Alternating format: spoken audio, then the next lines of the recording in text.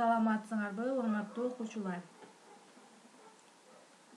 Математика сабагы боюнча кезектеги видео сабагыбызды баштайбыз.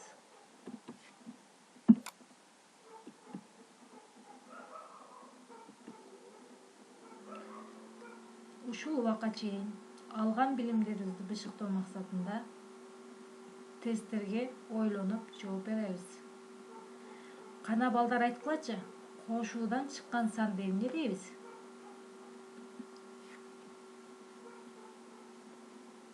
Кана ойлонобуз. Айырма туура эмес. Көбөйтүндү туура эмес.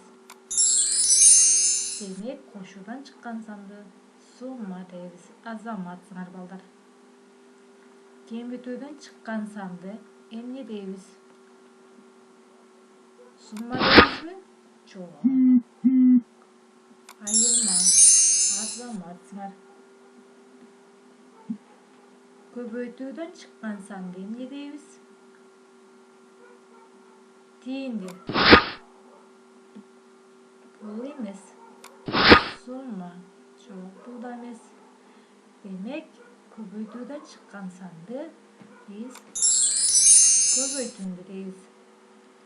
Бөлүүдөн чыккан санды кандай атайбыз? Айырма эмес, айырма кемитүүдөн чыккан сан. Көбөйтүндү, бул көбөйтүүдөн чыккан сан. Демек, бөлүүдөн чыккан санды биз тиинди деп атайбыз. 3 катарга 5тен помидор көчөтү отургузулду. Бардыгы канча помидор көчөтү отургузулду?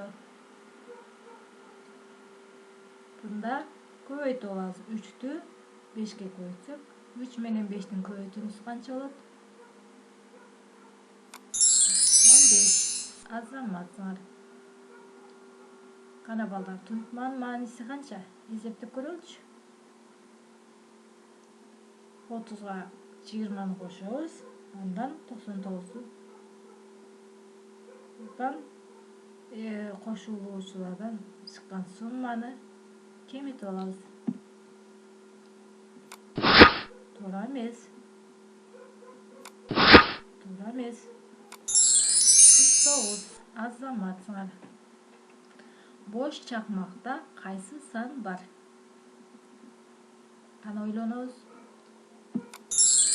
Азаматсыңар, 99 сан бар. Бирдей сандардын тииндиси канча болот? 0. Туура эмес. Сан өзү чыгат. Туура эмес. Демек, бирдей сандардын тииндиси 1 болот. Бөлүнүүчү 12, бөлүүчү 3 тииндини тап.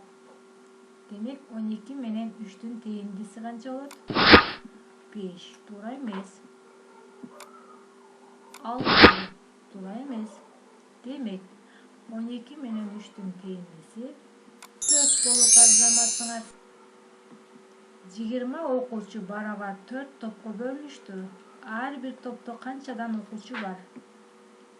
Демек, 20-ны 4кө бөлүп алабыз. Жок, 4 чыкпайт бул жерде. 20 чыкпайт. 20-ны 4кө бөлсөк, 5тен чыгат. Азаматсыңар балдар.